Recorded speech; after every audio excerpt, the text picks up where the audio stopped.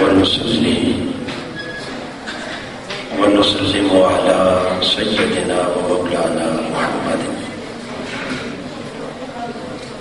رسوله النبي الأمين المكين الحنين الرؤوف الرحيم. أما بعد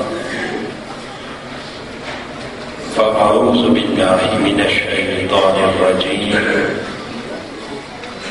بسم الله الرحمن الرحيم. إن الذين آمنوا وعملوا الصالحات سيجعل لهم الرحمن ودا. صدق الله مولانا العظيم. معزز علماء کرام، مہمانان گرامی قدر، معزز و مکرم خواتین و حضرات اور حاضرین و سامعین، اللہ رب العزت کا کروڑ بار شکر ہے جس کی توفیق سے آج ہم تحریک منہاج القرآن کے زیر اہتمام اس سلسلہ وار ماہانہ درس عرفان القرآن کی نہایت ہی مقدس اور بابرکت نشست میں حاضر ہیں۔ اللہ رب العزت ہمیں قرآن مجید کا صحیح فہم عطا فرمائے اور قرآن تعلیمات پر عمل پیرا ہو کر دنیا و آخرت میں کامیابی اور کامرانی سے ہمکنار فرمائے۔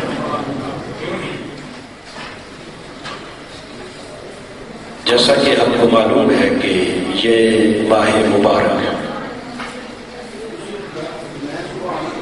ماہ ربیع الثانی، جس کا معنی ہے دوسری بہار۔ کیا معنی ہے؟ بولیے۔ ربیع الاول پہلی بہار ہے اور ربیع الثانی دوسری بہار۔ وہ پہلی بہار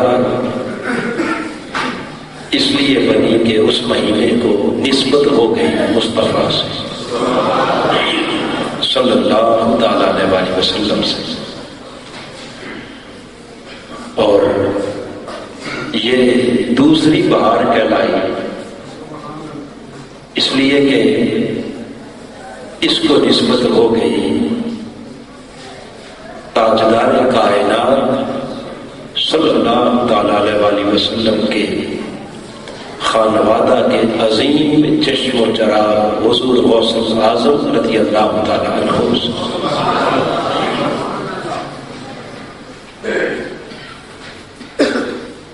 چونکہ اس مہینے کی جو خاص نسبت ہے حضور غوث پاک رضی اللہ تعالیٰ عنہ سے، جس کے باعث اس ماہ مبارک میں حضور غوث پاک رضی اللہ تعالیٰ عنہ کے ذکر کا اور آپ کی نسبت سے بڑی 11ویں شریف کی تقریبات کا اہتمام کیا جاتا ہے۔ اسی مناسبت سے میں نے آج کے درس کے لیے قرآن مجید کی سورہ مریم کی آیت نمبر 96 آپ کے سامنے تلاوت کی ہے، جس میں اللہ رب العزت نے ارشاد فرمایا ان الذین آمنوا وعملوا الصالحات، بے شک وہ لوگ جو صاحب ایمان ہوئے، جن کا ایمان کامل ہوا وعاملوا الصالحات، اور پھر جنہوں نے نیک اعمال کیے، نیکی کو، تقوی کو شعار زندگی بنا لیا.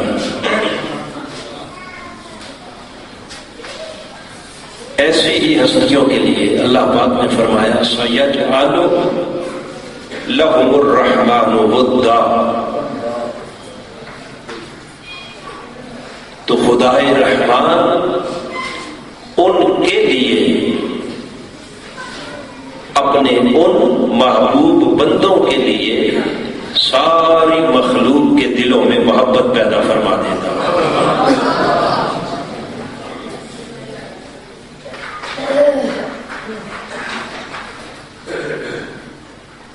یہی وجہ ہے کہ آج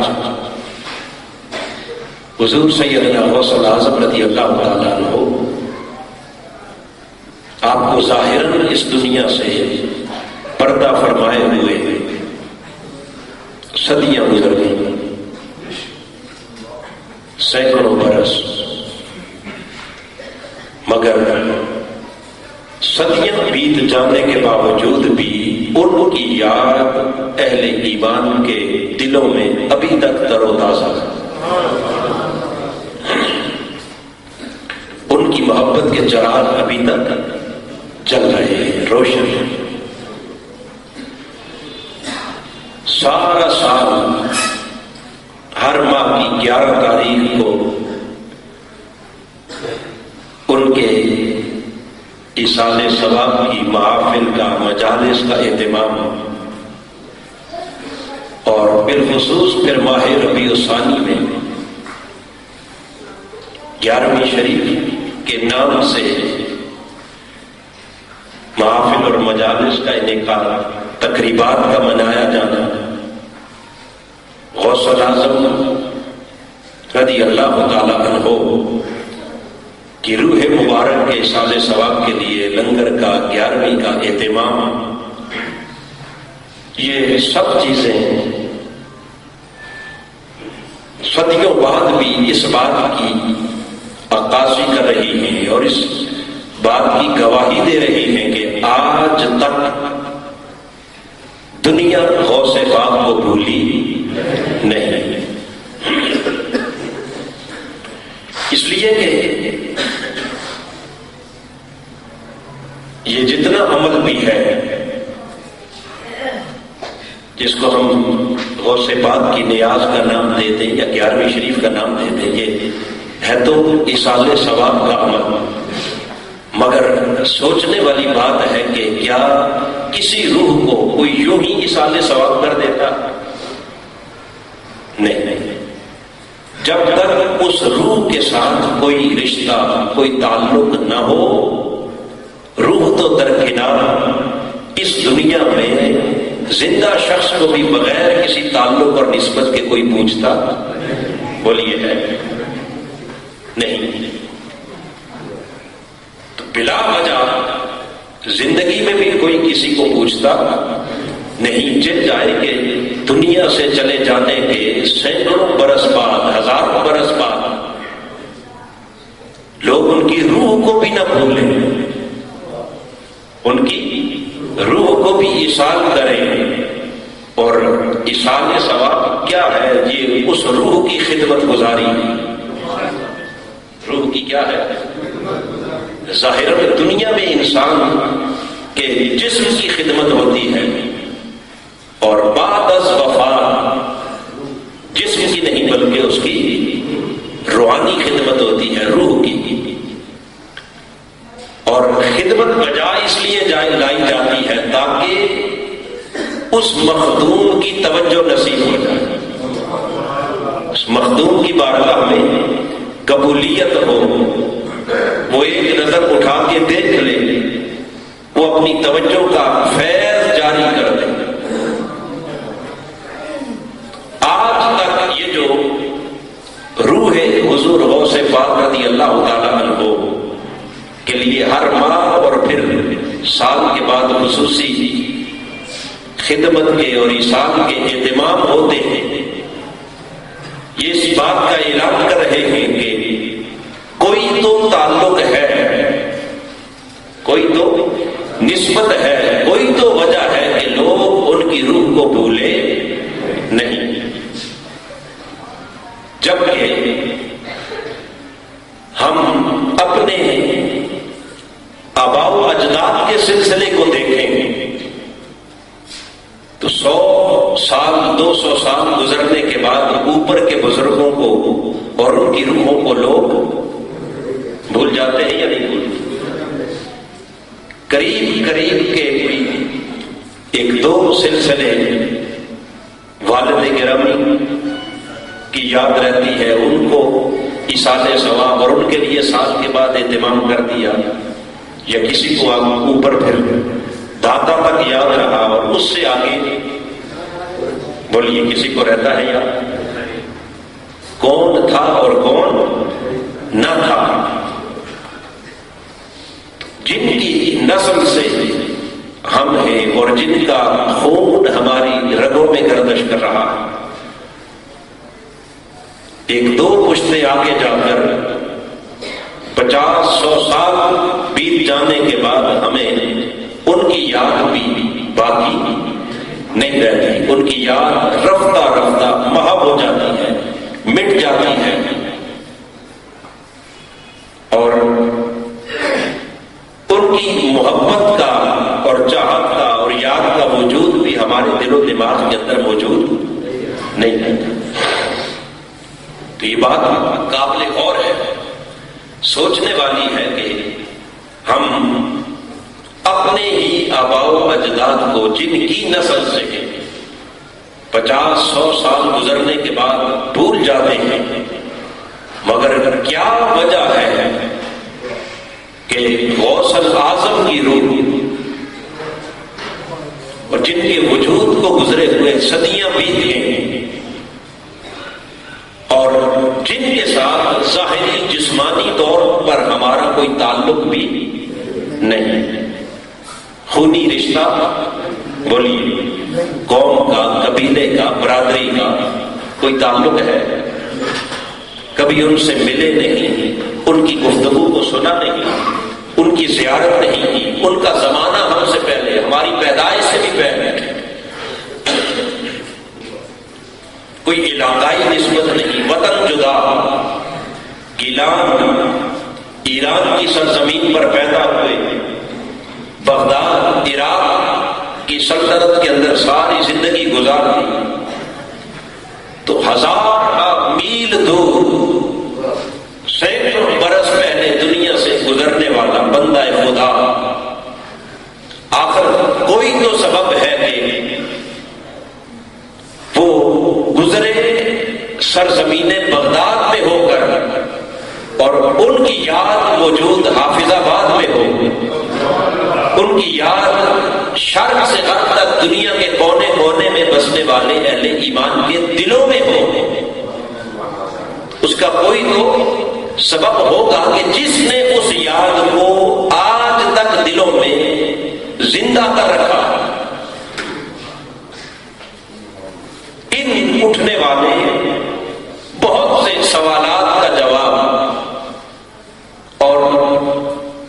اس محبت کے آج تک سلامت رہنے کا سبب رب کائنات قرآن مجید کے اندر بیان کرتے ہوئے یہ سورہ مریم کی آیت نمبر 96 جو میں نے تلاوت کی، رب کائنات نے اس حقیقت سے پردہ اٹھا دیا کہ کسی کی محبت کے چراغ دلوں میں یوں ہی نہیں جلے رہ جاتے، بلکہ اس محبت کو زندہ رکھنے کا کوئی سبب ہوتا ہے، کوئی وجہ ہوتی ہے، اور وہ وجہ کیا ہے؟ رب کائنات نے فرمایا کہ جن لوگوں نے اپنے ایمان کو کامل کر لیا، ان الذین آمنوا، جن کا ایمان کامل ہو گیا ہے، جو ایمان کے کمال کو پہنچ گئے، اور کامل ایمان کے ساتھ فرمایا وَعَمِلُوا الصَّالِحَاتِ، پھر نیک اعمال کو اپنی زندگی کا زیور بنانا، اعمال صالحہ سے خود کو آراستہ کر لیا، جن کا اٹھنا بیٹھنا چلنا پھرنا نشست و برخاست، بول کلام، ہر شے صرف اللہ کی رضا کے لیے ہوگی۔ نیکی اور صالحیت جن کی زندگی کا شعار بن گیا، جن کی جبینیں اللہ کے حضور سجدوں کی لذت سے آشنا ہو گئی، جن کے دل عشق الہی میں تڑپنے سے نہ آشنا ہو گئے، جن کی آنکھیں رب ذوالجلال کے خوف سے برسنے لگی، جن کی کیفیت یہ ہوئی کہ یذکرون اللہ قیاما وقعودا وعلی جنوبہم، وہ کھڑے ہوں یا بیٹھے، قیام کی حالت میں ہو یا قعود کی حالت میں، یبیتون لربہم سجدا وقیاما، جن کے قیام بھی اور جن کے سجدے بھی صرف اپنے رب کی رضا کی خاطر رات بیت جاتی ہے، مگر نہ ان کا قیام ختم ہوتا ہے نہ ان کا سجدہ ختم ہوتا ہے۔ جو کھڑے بیٹھے یذکرون اللہ قیاما وقعودا وعلی جنوبہم، یہاں تک کہ اپنے پہلو کے بل اگر بستر پر لیٹے بھی ہیں تو ظاہراً دیکھنے والے دیکھ رہے ہیں کہ ان کی آنکھیں سو رہی ہیں، مگر بستر پر لیٹ کر بھی دل خدا کی یاد میں جاگ رہا۔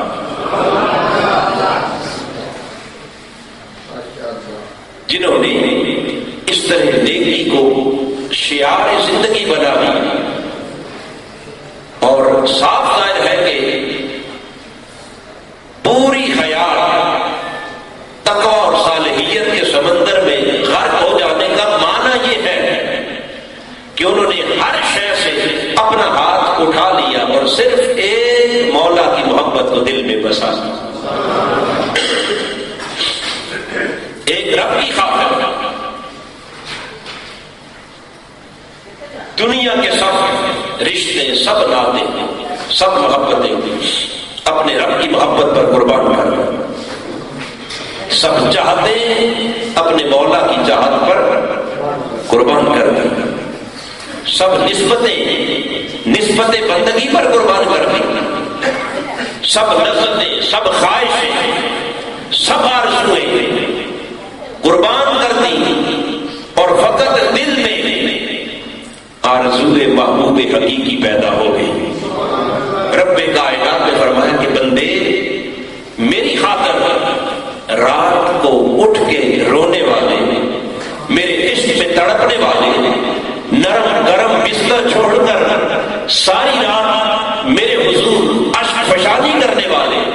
مجھے منانے والے، میری خاطر دنیا کی محبتیں، دنیا کی لذتیں، دنیا کی راحتیں، دنیا کی چاہتے سب کچھ چھوڑ کے آنے والے، تو نے میری خاطر محبت دنیا کو چھوڑا ہے، اور میں تجھے اپنی محبت کا صلہ یوں ادا کروں گا کہ جب تو نے دل میں مجھے بسا لیا، اب جس دنیا کو چھوڑ کے آیا ہے آگے آگے تو ہوگا، اور قیامت تک پیچھے پیچھے ساری کائنات تیری محبت کا دم بھرتی۔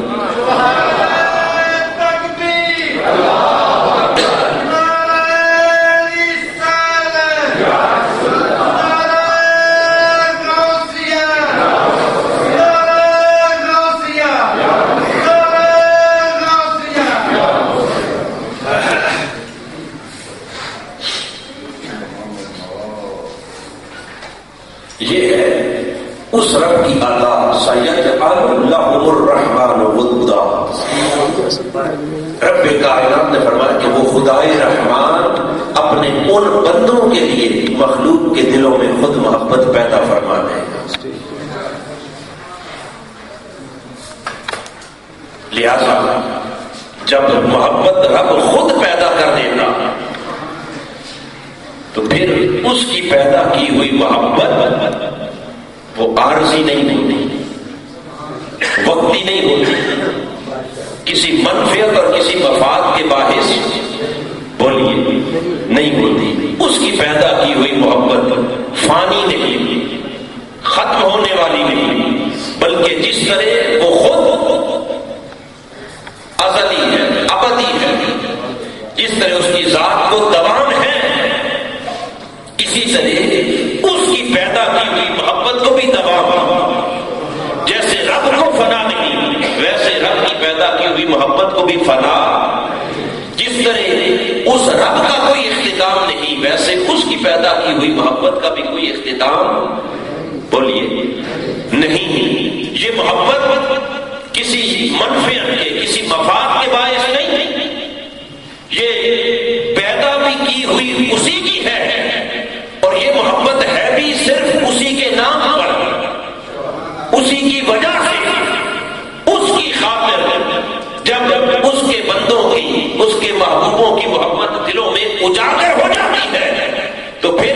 وہ محبت مٹنے کا نام نہیں لیتے. ظاہراً وہ بندہ اس کائنات میں موجود ہو یا نہ ہو، ظاہراً اس کا وجود دنیا سے چلا بھی جائے تو محبت پھر بھی ختم نہیں ہوتی. دنیا میں رہے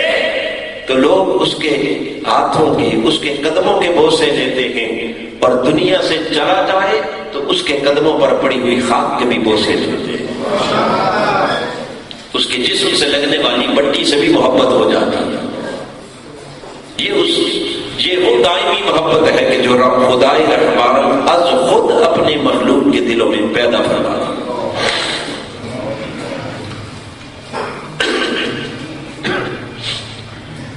اب یہ محبت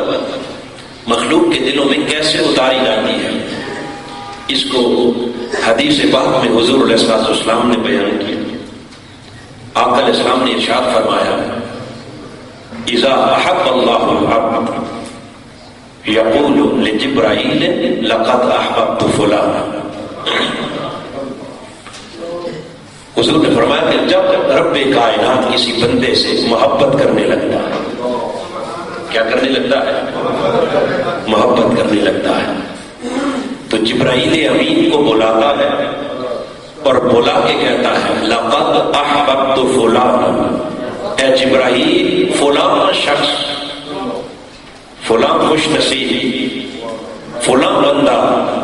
فلاں قبیلے کا فرد،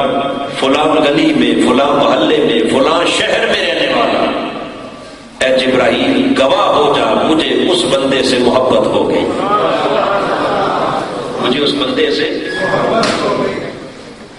کتنا خوش بخت ہے وہ انسان کہ جس سے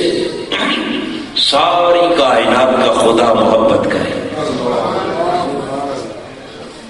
ایک وہ ہے کہ جو اپنے رب سے محبت کرتا ہے اور ایک وہ ہے کہ جس سے رب محبت کرتا ہے. ایک بندہ وہ ہے کہ جو اپنے رب کا طالب ہے، محب ہے، اور ایک وہ ہے کہ جو اپنے مولا کا مطلوب بھی ہے اور محبوب بھی ہے. مطلوب بھی ہے اور ایک ہے جو محبت کی طلب لے کر جاتا ہے اور ایک وہ ہے کہ جسے اس بارگاہ سے محبوب بنایا جاتا ہے. بے شک یہ اس کی محبت کو دل میں بسا کر ایمان اور اعمال صالحہ کے ذریعے جب اس کی قربت چاہتا تھا، اس کے قریب ہونا چاہتا تھا، اور اس قربت اور اس تقرب کو کے حصول کے لیے کثرت کے ساتھ عبادت، بندگی، نوافل، جس کو صحیح بخاری کی حدیث پاک میں آج رب کائنات نے حدیث قدسی میں بیان کیا کہ جب کوئی شخص تسلسل کے ساتھ لا یزال عبدی یتقرب الی بالنوافل، مسلسل عبادت اور ریاضت اور نفلی مجاہدات کے ذریعے جب کوئی بندہ میرے قریب ہونے لگتا، میرا قرب چاہتا، حتی احببتہ، یہاں تک کہ وہ قریب ہوتے ہوتے رب کائنات خود فرما رہا ہے کہ وہ میرا اتنا قرب پا جاتا ہے کہ ایک مقام آتا ہے کہ میں بھی اس سے محبت کرنے لگ جاتا، میں بھی اس سے محبت کرنے لگ جاتا، اسے اپنا محبوب بنا لیتا. اتنی بات تو پتہ چل گئی کہ کچھ ایسے بھی ہوتے ہیں کہ جن سے خدا محبت محبت کرتا ہے، اور جنہیں وہ اپنا محبوب بنا لے پھر انہی کو دنیا محبوب سبحانی کہتی ہے۔ محبوب الہی کسی کو کہتے ہیں، کسی کو محبوب سبحانی کہتے ہیں۔ کیوں کہتے ہیں؟ کہ وہ خود کہتا ہے لقد احببت فلانا، اے جبرائیل آگاہ ہو جا، گواہ ہو جا کہ فلاں بندے کو میں نے اپنا محبوب بنا دیا۔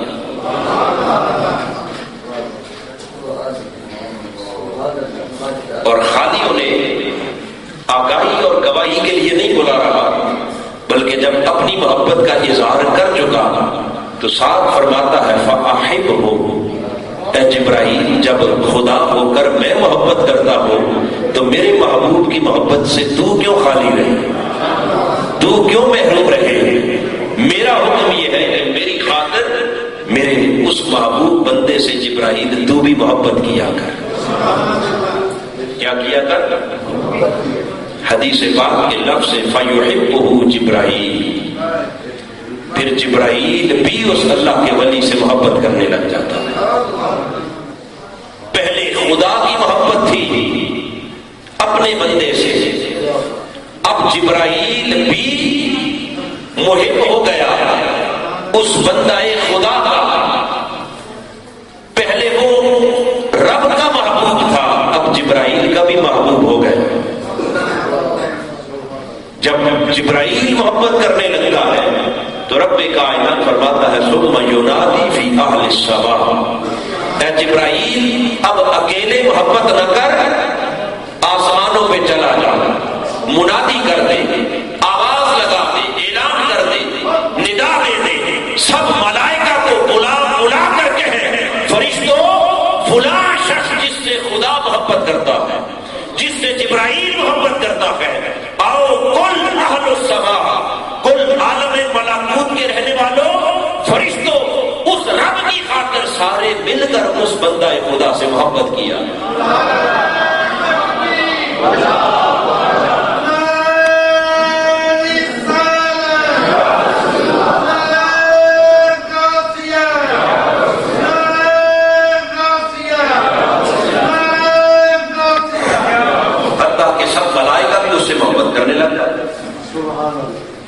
جب آسمان والے بھی اللہ کے اس ولی سے محبت کرنے لگ گئے، اب رب کائنات فرماتا ہے جبرائیل اس محبت کو صرف آسمانوں تک نہیں رکھنا، آسمان والے تو اس محبت میں شامل ہو گئے۔ باری تعالیٰ پھر اگلا حکم کیا ہے؟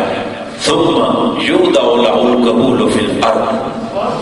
رب فرماتا ہے اب میرے اس محبوب کی محبت کو زمین پر اتارا جائے۔ اس محبت کو کہاں؟ زمین پر اتارا جائے، اور شرق سے غرب تک پوری دنیا میں اس محبت کو پھیلا دیا جائے، اسے قبولیت عام بخشی جائے، تاکہ جس جس دل کے اندر بھی ایمان اور صالحیت ہو اس دل کے اندر میرے ولی کی محبت کے چراغ جلا دیے۔ جبرائیل وہ محبت لے کر ملائکہ کے ذریعے زمین پر اترتے ہیں، پھر زمین پر اسے قبولیت عام ملتی جاتی ہے،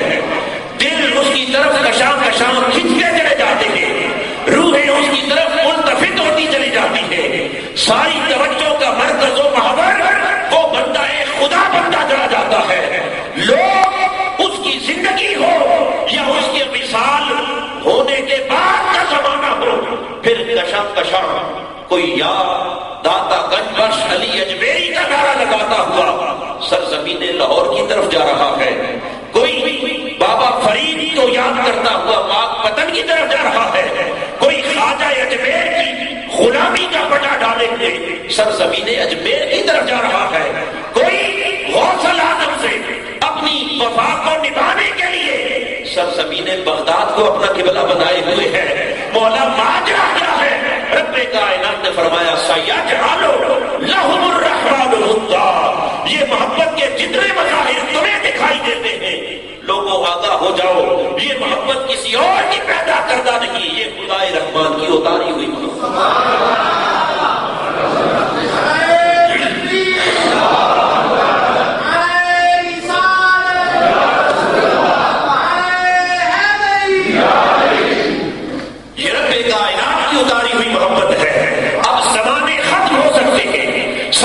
بیت سکتی ہے، وقت ختم ہو سکتا ہے،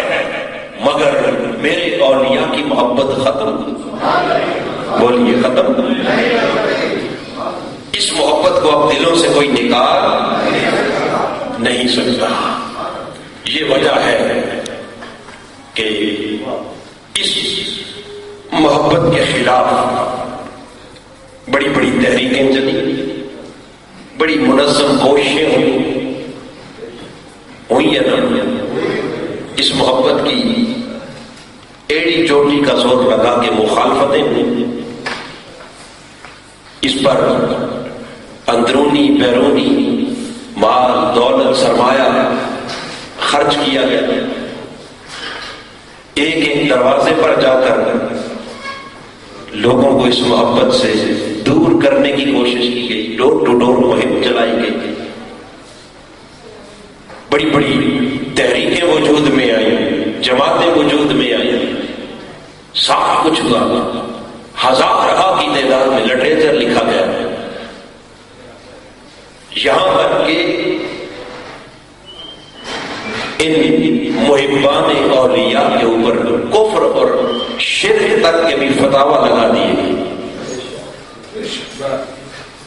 فتوے اتنے سخت کفر اور شرک تک انہیں ملت اسلامیہ سے نکال دیا گیا، مگر ان ساری کوششوں کے باوجود اس محبت کے سیلاب میں کوئی کمی آئی؟ بولیے، محبت کم ہوئی، اور پھر علمی کوششیں، عملی کوششیں، تنظیمی تحریکی اعتبار سے، اور جب ساری کوششیں ناکام ہو گئی تو پھر بالآخر زور بازو سے بھی روکنے کی کوشش کی، ایسا ہوا یہ نہ، گولی اور بندوق کا سہارا لیا گیا، ان اولیاء کے آستانوں کو ٹارگٹ کیا گیا، بموں کا نشانہ بنایا گیا، کئی جانیں تلف ہوئی، کئی لوگوں کو ان کے قدموں میں جام شہادت ملا، یہ سارا کچھ ہوا یا نہ ہوا بتائیے؟ مگر یہ سب کچھ ہو جانے کے باوجود ابھی بھی جا کر دیکھیں تو جان سامنے، آنکھوں کے سامنے کئی لوگ لقمہ اجل بن گئے، مگر اس کے باوجود داتا گنج بخش کے مزار کی رونق ختم؟ بولیے، ابھی بھی رات کے پچھلے پہر 2 بجے 4 بجے بھی چلے جائیں تو وہاں عاشقوں کی قطار لگی ہوئی ہے، کیا لین لگی ہوئی ہے، جس ولی کی بارگاہ میں چلے جائیں اس کی محبت دلوں سے نکل نہ یہ فتوے نکال سکے، نہ یہ تنظیمیں، نہ یہ تحریکیں، نہ یہ دہشت گردی، نہ یہ بندوقیں، نہ یہ گولیاں، کوئی شے بھی نہ نکال سکی، تو یہ بات سوچنے والی ہے کہ اتنی مضبوط محبت یہ کہاں سے آ رہی ہے؟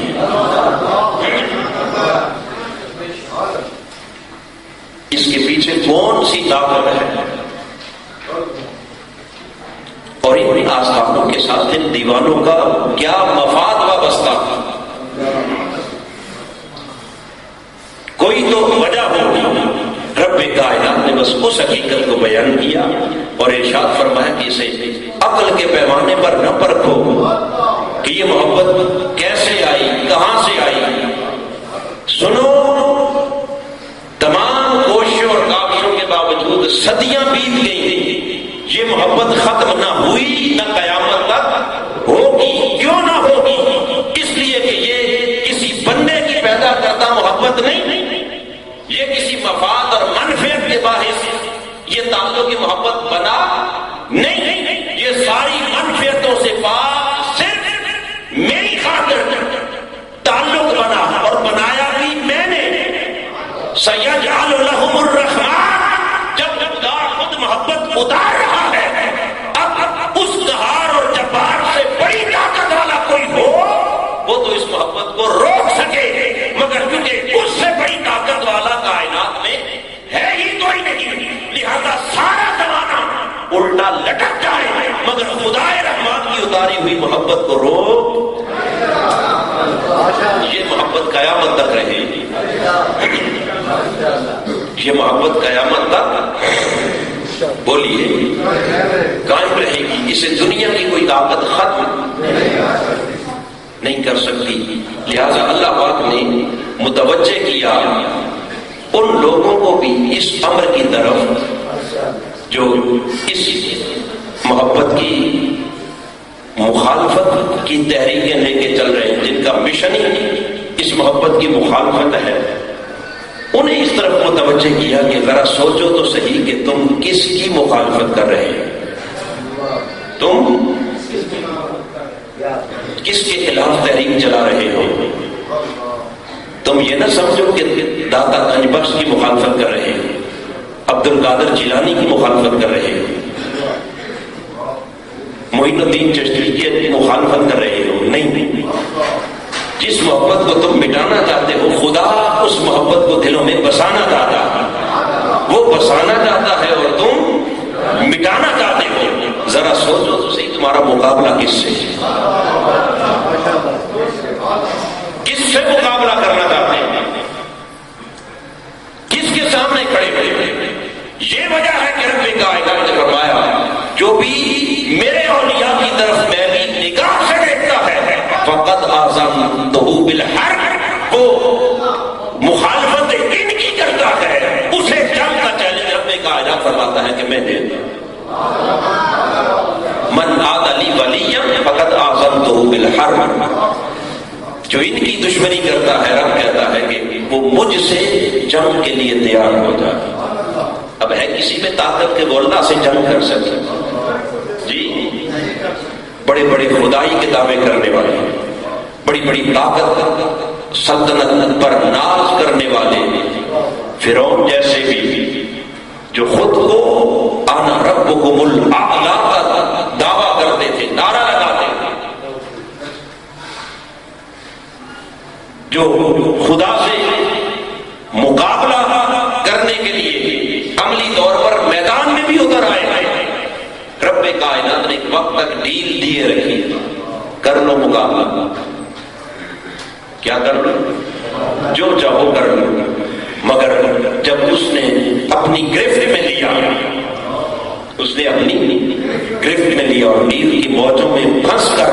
موت سامنے رقص کرتی ہوئی دکھائی دی، تو وہاں اس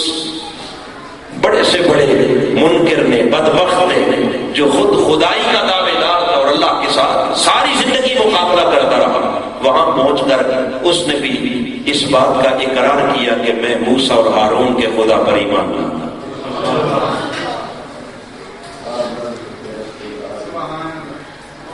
اس وقت جب اس نے ایمان کا اعلان کیا، رب کائنات نے فرمایا کہ اے بدبخت، جب تک تجھے طاقت دیے رکھی تو مقابلے کرتا رہا، آج جب اس کی گرفت میں آ گیا، پھنس گیا، اب ایمان لانے کی بات کرتا ہے، تو یاد رکھ لے کہ نیل کی موجوں میں پھنس کر لایا ہوا ایمان میری بارگاہ میں قبول نہیں۔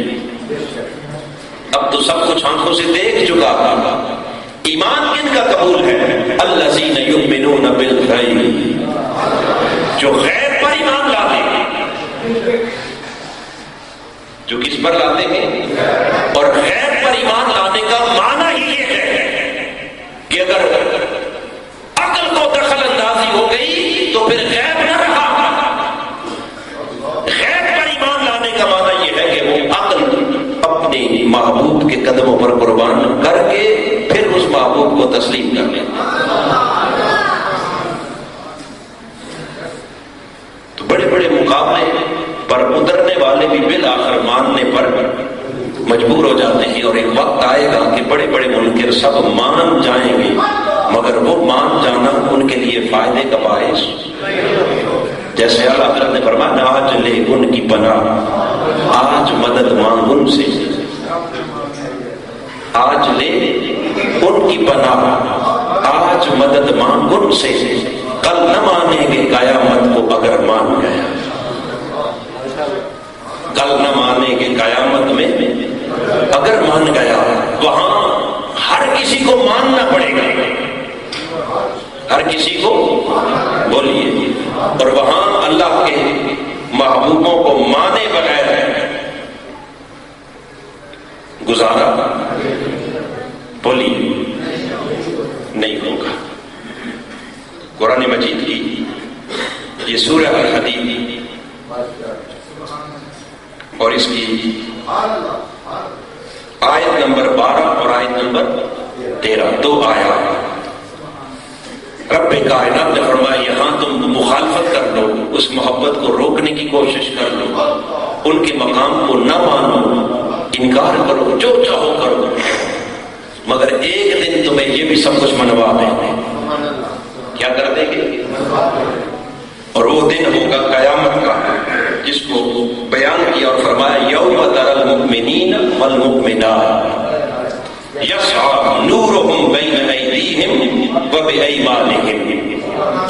فرمایا اس قیامت کے دن دیکھو گے مومنین کاملین، کامل مرد اور کامل خواتین، اللہ کے اولیاء انہیں دیکھو گے اس حال میں کہ یسعی نورہم بین ایدیہم وبایمانہم، کہ ان کے جب وہ چلیں گے ان کے آگے آگے نور جا رہا ہے. ان کے آگے آگے کیا ہوگا؟ ان کے سامنے بھی نور ہوگا اور ان کی دائیں جانب بھی کیا ہوگا؟ وہ نور کے حالے میں ہوں گے، وہ نور کے جلو میں ہوں گے، وہ نور کے جلوس میں چلیں گے. اور جب ان کے آگے پیچھے دائیں بائیں نور دیکھیں گے دنیا میں، بشراکم الیوم، آواز آئے گی کہ اے بندگان خدا آج تمہارے لیے خوشخبری، آج تمہارے لیے خوشخبری ہے. کس شے کی؟ جنات تجری من تحتها الانہار خالدین فیہا، اس جنت کی کہ جس کے نیچے رب کائنات نے تمہارے لیے نہریں رواں دواں کر رکھی اور تم اس میں ہمیشہ رہو. ذالک هو الفوز العظیم، یہ بڑی کامیابی ہے. یہ کیا ہے؟ اس بڑی کامیابی کی جب بشارت سنائی جائے، جنت کی خوشخبری کی، سامنے بھی نور دوڑ رہا ہوگا، دائیں جانب بھی نور ہوگا. اس نور کے جڑوں میں جب ان اولیاء کو دیکھیں گے نہ ماننے والے، کون؟ انکار کرنے والے، منکرین. رب کائنات آگے فرماتا ہے یوم یقول المنافقون والمنافقات، پھر کیا ہوگا؟ رب جب منوائے گا تو یوں منوائے گا کہ اسی میدان حشر میں کھڑے ہو کر منافق مرد بھی اور منافق عورتیں بھی، جو آج گلی گلی تبلیغ کرتی پھرتی ہیں، جو آج لوگوں کو برگلاتی ہیں کہ ان کے پاس کیا رکھا ہے، ان کی طرف کیوں جاتے ہیں، یہ کچھ نہیں کر سکتے. اس دن وہ مرد بھی اور عورتیں بھی وہاں کھڑے ہو کر کیا کہیں گے؟ للذین آمنوا، ان ایمان والوں سے کہیں گے، ان اللہ والوں سے جن کے آگے اور جن کے دائیں نور دیکھا تھا، ان کو پکاریں گے. آج کہتے ہیں نا خدا کے سوا کسی کو پکارنا جائز نہیں. میدان حشر میں رب کائنات کا عرش جب سامنے ہوگا، خدا سامنے ہوگا، اس وقت وہ خدا کو نہیں پکاریں گے. رب کہتا ہے یقول المنافقون والمنافقات للذین آمنوا انظرونا، اس وقت منافق مرد اور منافق عورتیں ان ایمان والوں کو جن کے آگے اور دائیں نور ہوگا انہیں پکار کے کہیں گے انظرونا، اے اللہ والو ذرا اس نور کی ایک نگاہ اٹھا کر ایک کرم کی نظر ہماری طرف بھی کر دیں.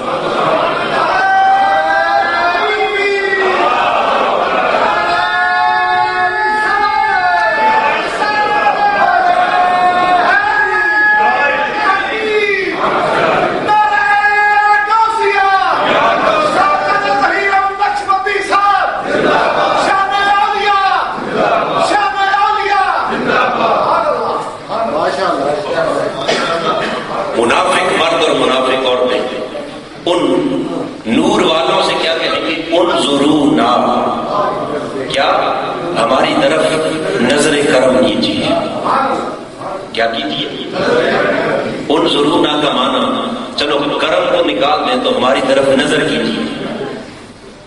کیا کیجیے؟ اور صاف ظاہر ہے کہ غضب کی نظر تو نہیں مانگیں گے، کرم کی نظر ہی مانگیں گے. نور والوں کی نظر وہ کرم کی نظر ہی ہوتی ہے. آج ہم اولیاء کی بارگاہ میں جاتے ہیں تو کیا کہتے ہیں؟ حضور داتا صاحب کی بارگاہ میں سرکار نظر کرم کی تھی. تاجدار کائنات کے حضور آقا آپ نظر کرم کی تھی. غوث پاک کی بارگاہ میں حضور آپ نظر کرم، یہی کہتے ہیں. بولیے، اس نظر کرم کو نہ ماننے والے قیامت کے دن رب انہیں اپنے سامنے کھڑا کر کے اپنے اولیاء کو دکھائے گا، نور کے ممبروں پر بٹھائے گا اور ان کے آگے دائیں ہر طرف نور ہی نور پھیلائے گا. اور اس نور کو دیکھ کر وہ منافق مرد اور عورتیں وہاں پکاریں گے کہ ہماری طرف بھی نظر کیجیے، ہماری طرف بھی ایک نظر کیجیے. اب نظر کرم کا سوال اور اگلے لفظ کا آپ نے غور کیجیے. کیوں وہ نظر کرم کیوں مانگیں گے؟ نقتبس من نورکم، ادھر مڑ کے ایک کرم کی نگاہ ہماری طرف بھی ڈال دیں تاکہ آپ کی نظر کا فیض ہمیں بھی نصیب ہو جائے. جو نور آپ کو ملا ہے، جو نور آپ کو ملا ہے، اس نور کی کچھ روشنی ہمیں بھی نصیب ہو جائے، اس نور کا کچھ فیض ہمیں بھی. آج یہ کہنا کہ کوئی فیض لے نہیں سکتا تو قیامت کے دن وہ خود اس نور کا فیضان مانگیں گے یا نہیں مانگیں گے؟ بولیے. رب کائنات اپنے محبوبوں کی شان دکھا کر چھوڑے گا. وہ کہیں کہ نظر کرم کیجیے، کچھ نور کا فیض ہمیں بھی دیجیے. سوال ہوگا اللہ کے اولیاء سے، مانگیں گے منافق. وہ نور والے تو خاموش رہیں گے اس لیے کہ ان کی ریت نہ کرنا تو ہے ہی نہیں. نہ کرنا تو ان کی ریت، نہ دینا یہ تو ان کی سرشت بھی شامل نہیں. رب کائنات فرمائے گا اسی فرعون کی طرح بس تم سے یہ کہلوانا تھا، تم سے یہ آج تمہیں خالی منوانا تھا، بس مان گئے ہو. آج اولیاء کے فیض کے سلسلے کو تسلیم کر گئے ہو. آج خود کرم کی نگاہ کا سوال کر رہے ہو، مانگتے پھرتے ہو. مانگیں گے ان سے، یہ خاموش ہوں گے. رب کی بارگاہ سے آواز آئے گی، جواب ادھر سے آئے گا. قرآن کے لفظوں پر غور کیجئے. یہاں آگے کیلا مجہول کا صیغہ ہے. اولیاء کی طرف نسبت نہیں کی کہ وہ کہیں گے، نہیں، کیلا کہا جائے گا. کیا کہا جائے گا؟ کس کی بارگاہ سے کہا جائے گا؟ اللہ کی حضور سے کہا جائے گا. کیا آواز آئے گی؟ ارجعوا وراءکم. فرمائے گا رب کائنات کے آج یہاں نور مانگتے ہو، فیض مانگتے ہو، دنیا میں اس فیض کا انکار کرتے رہے. یہاں اس فیضان کا سوال اور نظر کرم کا سوال کرنے والوں، ارجعوا وراءکم، لوٹ جاؤ، واپس پلٹ جاؤ. یہاں کسی کو نہیں ملے گا، واپس پلٹ جاؤ دنیا میں. فالتمسوا نورا، اور پھر وہاں جا کر ان سے نور مانگو جو یہاں سے مانگ کے لے جائے گا. اس کا نور کام آئے گا، اور جو قیامت کے دن وہاں جا کر مانگے گا رب کائنات فرمائے گا اب تمہیں کام.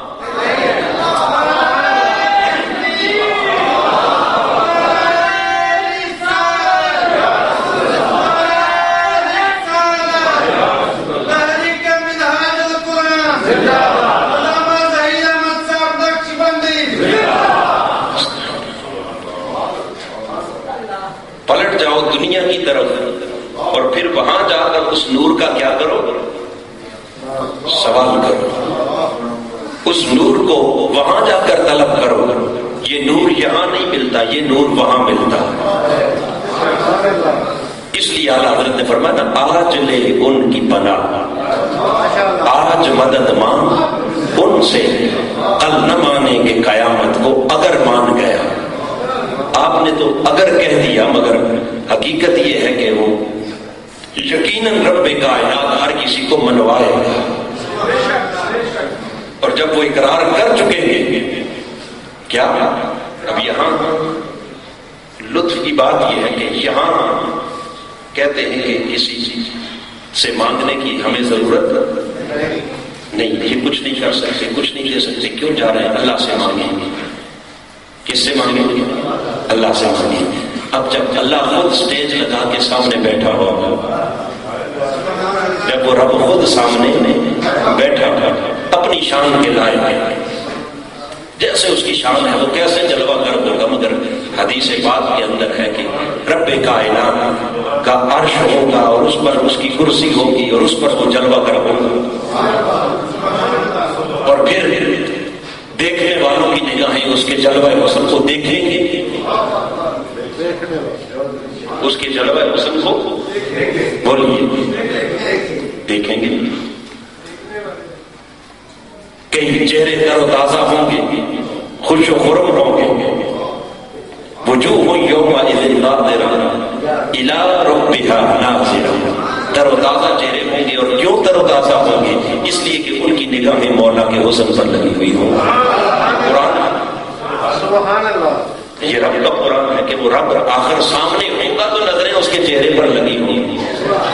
تو جہاں وہ خود سامنے ہوگا وہاں کسی کو اس سے مانگنے کی ہوش بولی، وہاں ڈائریکٹ پتہ چل جائے گا کہ کیسے مانگا جاتا ہے۔ کوئی جا کر مانگے کوئی اپنا سوال لے کے تو جائے گا، پھر پتہ چلے گا کہ سارے وسیلوں کو چھوڑ کر براہ راست صرف اللہ سے ہی مانگنا، تو صرف وہ تو سامنے موجود ہے، کوئی جائے مانگنے کو کہ ادھر کہیں گے اولیاء سے، اہل نور سے، اہل ایمان سے کہیں گے کہ کچھ ادھر نظر کر کے تھوڑا سا نور تم دے جاؤ، اور پھر ساری انسانیت جمع ہو کر حضور کے دروازے پر جائے گی اور کہے گی آقا آپ کرم کیجیے، پھر حضور علیہ الصلوۃ والسلام وہاں رب کے حضور پیش ہوں گے اور پھر وہاں سے بخشش کی خیرات لے کے دیں گے، تو حضرت محترم کو سارا کچھ جو وہاں جا کر مانگنا ہے، کیا اچھی بات نہیں کہ آج ہی وہ سب کچھ پہلے ہی مانگنا، وہاں جا کر مجبوراً جو مانگنا ہے تو آج دل سے مانگنا۔ رب کائنات نے کہے گا قیل ارجعوا وراءکم فالتمسوا نورا، یہ نور یہاں نہیں ملتا، اس فیض کی خیرات وہاں ملتی ہے جہاں تم مخالفت کرتے ہیں۔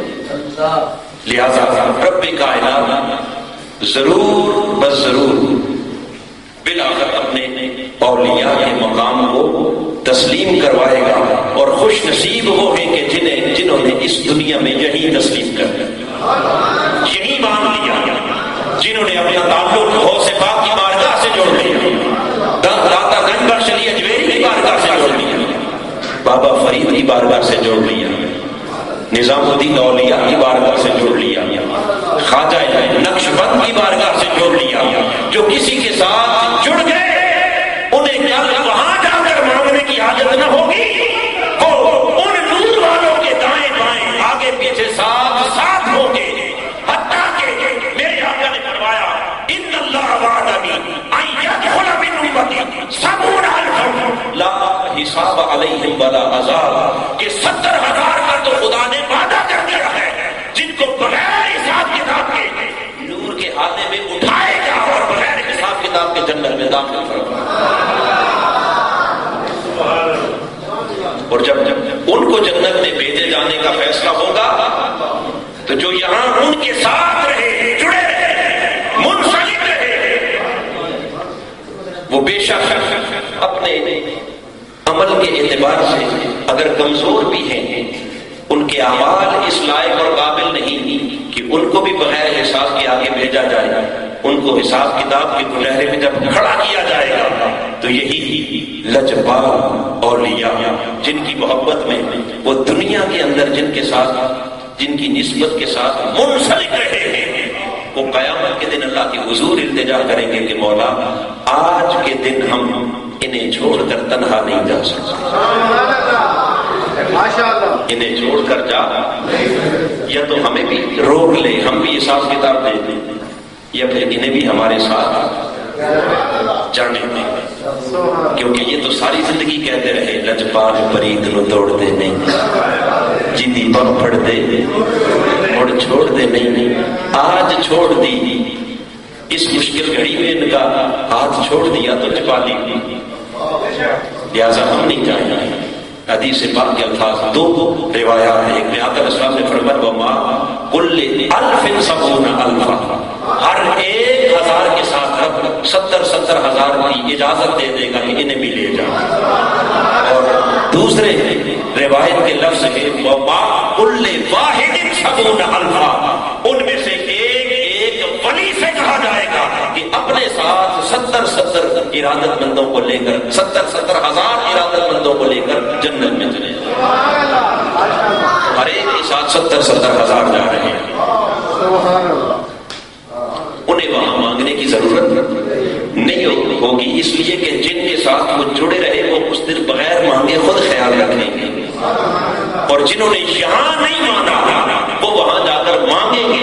یہ قرآن کا فیصلہ ہے، التماس کریں گے، فالتمسوا، ان سے کہیں گے کہ ہماری طرف نظر کیجیے، نقتبس من نورکم، آج اپنے نور میں سے کچھ حصہ ہمیں بھی دیجیے، ان کو جواب ملے گا کہ یہ یہاں نہیں ملتا، یہ حصہ لینا ہے تو پھر پلٹ کے جاؤ، پھر ان کے آستانے پر جا کے حاضری وہاں، پھر ان کے آستانے پر حاضری، اب نہ کسی نے پلٹنا ہے نہ کسی نے آنا ہے، یعنی جواب دینے کا مقصد یہ ہے کہ اب ناممکن ہے، اب وقت گزر گیا ہے، لہٰذا حضرت محترم وقت آج ہے، بولیے وقت آج ہے کہ آج اپنی نسبت کو جوڑا جائے، پختہ کیا جائے، کامل کیا جائے، اور پھر نسبت کا اصل کمال یہ ہے کہ جن سے ہم نسبت کی بات کرتے ہیں، جن سے ہم محبت کی بات کرتے ہیں، ان کے مشن کو بھی سمجھا جائے، ان سے ان کی خالی غوث پاک کی محبت کا نعرہ لگا دیا تو یہ کوئی بات نہیں، اصل محبت یہ ہے کہ غوث اعظم کا مشن کیا ہے، ان کے دنیا میں آنے کا، بھیجے جانے کا اصل مقصد کیا ہے، انہیں محی الدین بنا کر بھیجا گیا، کیا بنا کر، بولیے کیا، محی الدین، اور محی الدین کا معنی ہے دین کو زندہ کرنے والا، دین کو زندہ کرنے والا، تو غوث الاعظم محی الدین دین کو زندہ کرنے والے، گویا ان کا اصل مشن احیاء الدین، ان کا اصل مشن کیا ہے، ان کی نسبت میں بڑی برکات ہے، ان کی نسبت میں بڑی برکات ہے، ان کی دعاؤں سے، ان کی کرامات بھی ہے، ان کی دعاؤں سے بھی بیڑے پار ہوتے ہیں، ان کے دم درود میں بھی اللہ نے سب کچھ رکھا ہے، مگر یہ سارا کچھ خالی دم درود دودھ تویز لکھنا یہ ان کا مشن نہیں، مشن تھا دین کی اقامت، مشن کیا تھا، دین کا احیاء، دین کی سربلندی، دین مصطفیٰ کو درپیش چیلنجز کا مقابلہ، تاجدار کائنات کے دین کے جھنڈے کو سربلند کرنا، یہ مشن ہے محی الدین کا، یہ مشن ہے غوث پاک کا۔ آج اگر چاہتے ہیں کہ ان سے نسبت قائم ہو جائے، تعلق جڑ جائے، اور پھر قیامت کے دن جب بغیر حساب کتاب کے انہیں جنت کی طرف بھیجے جانے کا وقت آئے، وہ پلٹ کے ہمیں بھی مڑ کر دیکھیں اور ہمیں چھوڑ کر نہ جائے، وہاں وہ اس تعلق کو نبھائیں، تو اس تعلق کو نبھانے کے لیے ضروری ہے کہ آج ان کی نگاہ میں اگر محبوبیت چاہتے ہیں تو ان کے مشن کے سپاہی بن جائیں، ان کے مشن کے، اس مشن کو اپنا مشن بنا لیں، جو غوث پاک کا مشن، جو خواجہ اجمیر کا مشن، جو بہاؤالدین نقشبند کا مشن، اللہ کے ہر ولی کا مشن، اقامت دین،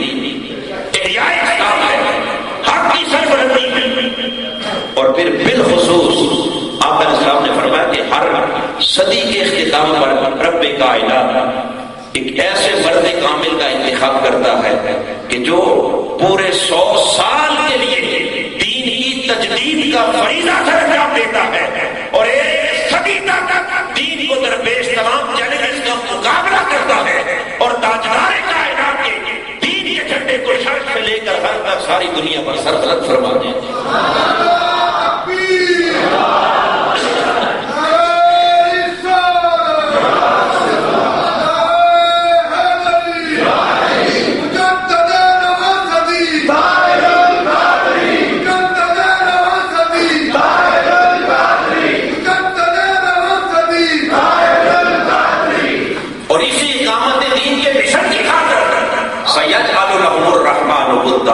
خدائے رحمان اپنی مخلوق کے دلوں کو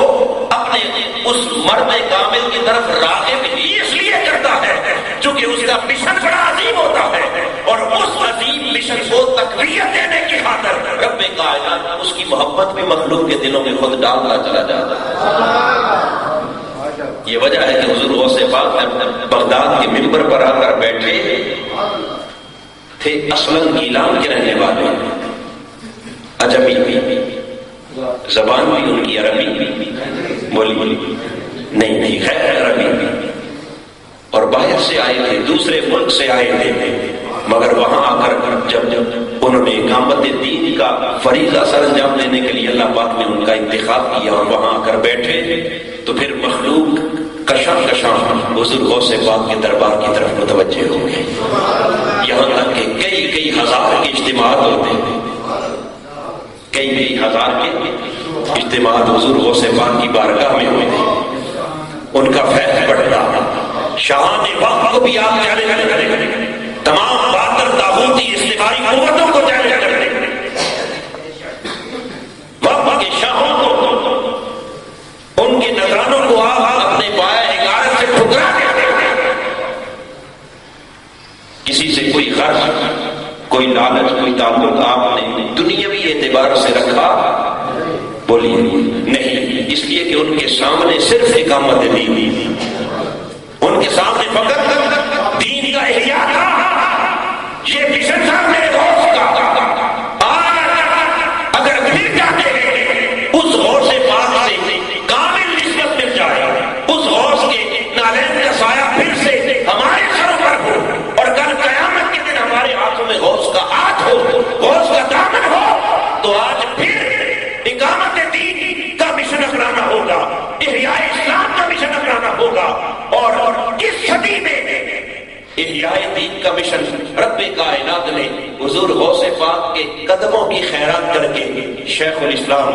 مفکر اسلام مفسر قرآن ڈاکٹر محمد طاہر القادری کو دے کر بھیجا اور ان کی تحریک منہاج القرآن جو پوری دنیا کے اندر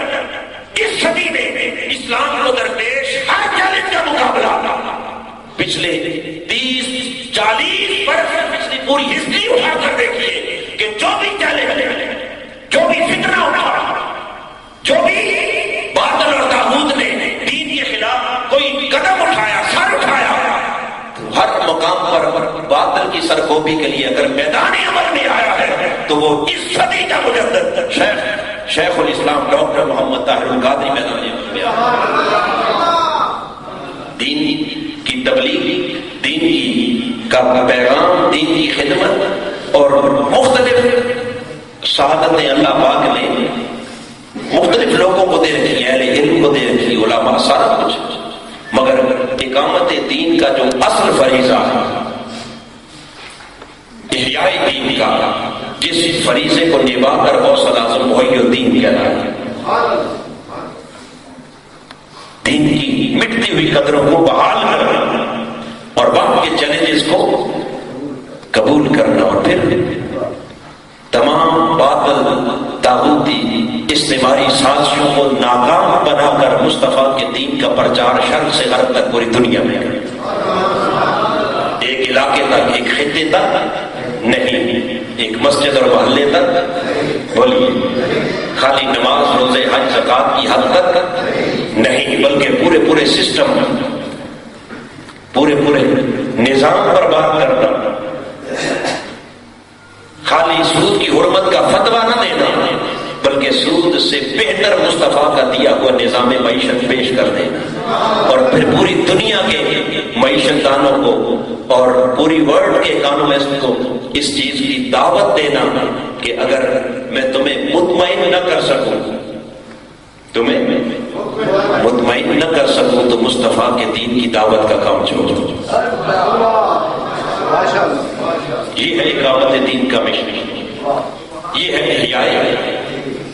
دین کا مشن، اور رب کائنات نے اس مشن کو وہ پھر پذیرائی عطا کی کہ صرف پاکستان کی حد تک نہیں بلکہ پوری دنیا کی حد تک، پوری دنیا کے 100 سے زائد ممالک دیار خیر کے اندر، عالم کفر کے اندر رب کائنات نے اس مشن کو وہ پذیرائی عطا کی۔ سیجعل لهم الرحمن ودا، خدائے رحمان دلوں میں محبت ڈالتا گیا، اس مشن کو پھیلاتا گیا، یہاں تک کہ ہمارا ہمسایہ ملک ہے بھارت، انڈیا، جس کے لیے پاکستان کے مسلمانوں اور پاکستان کے لوگوں کے دلوں کے اندر جس ملک کے لیے کوئی خاص محبت، کوئی خاص تعلق اور نسبت، بولیے ایک نفرت کا پیغام ہے، نفرت کے جذبات ہیں اس ملک کے اندر، مگر وہ اس کی حکومت جو بھی ہے، مگر پاکستان سے زیادہ مسلمان بھارت کے اندر موجود ہیں یا نہیں؟ موجود ہیں، اور رب کائنات نے ان اہل ایمان حضور کے غلاموں کے دلوں کے اندر اس مشن کی اتنی محبت اور اتنی پذیرائی اور اتنی اس نسبت کو عام کیا کہ شیخ الاسلام ابھی حال ہی اس وقت وہ انڈیا کے دورے پر ہے، جب بھارت کی سرزمین پر آپ داخل ہوئے تو 30 لاکھ اہل ایمان نے آپ کا استقبال کیا۔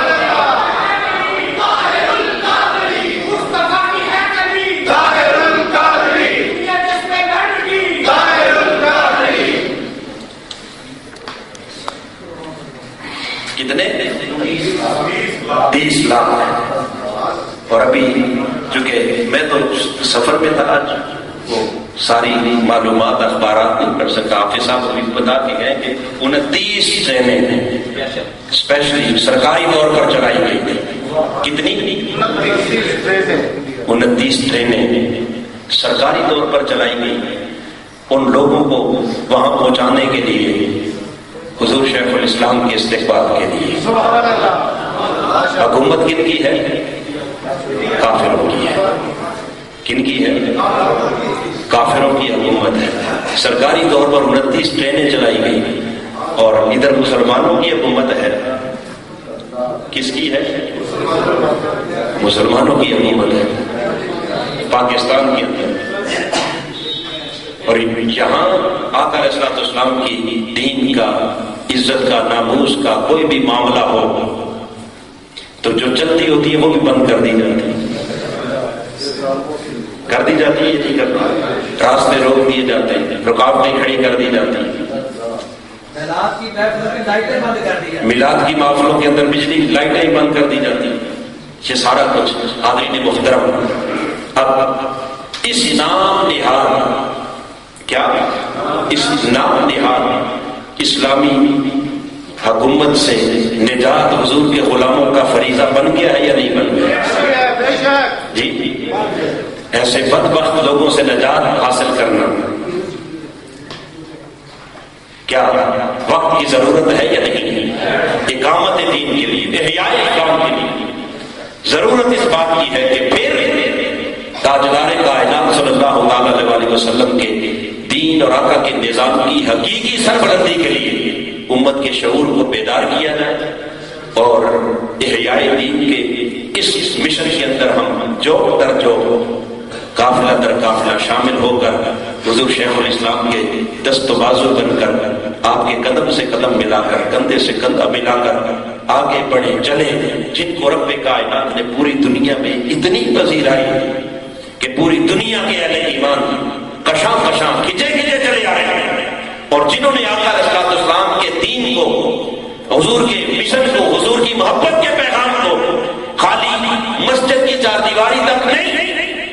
مساجد سے نکال کر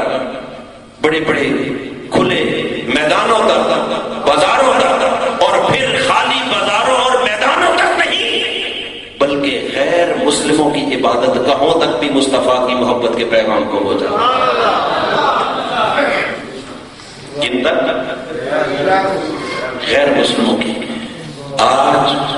عیسائی بھی اپنے گرجوں میں مصطفیٰ کے میلاد کے تذکرے کر رہے ہیں۔